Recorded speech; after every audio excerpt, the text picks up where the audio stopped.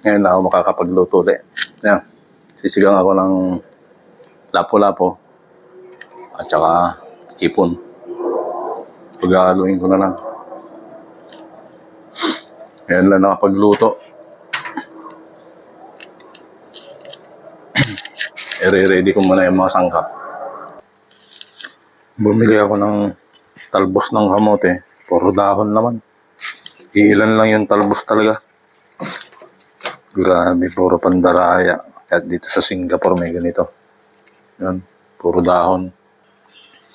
Yan, pwede na magluto. Yan. Ay sili, okra, talong, lalagyan ko siya ng gulay. Tapos ito yung kamatis, sibuyas, tsaka luya. Okay na rin. So, salang na tayo ng tubig. Yan, nagpakulo na ako ng tubig kanina dito para mabilis kumulo.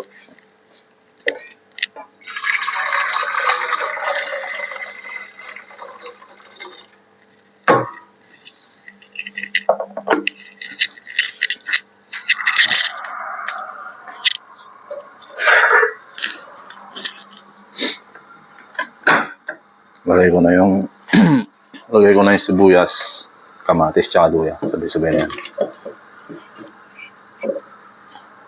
Tapos, balibagin na yan ng asin. Nasaan ba yung asin?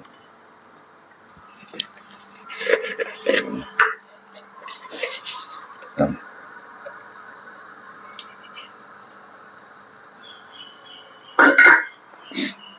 Hintayin ko lang kumulo bago ilagay yung isda tsaka hipon.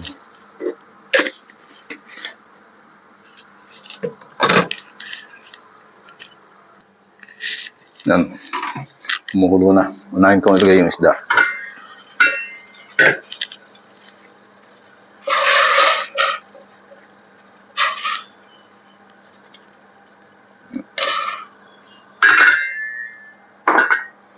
So, susunod na natin mamaya yung hipon.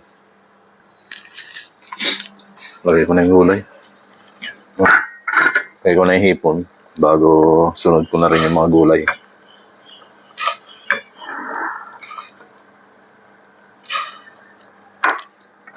Oh, ayan.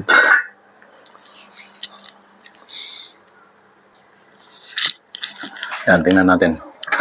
Naluto na sinigang guys. Tingnan natin.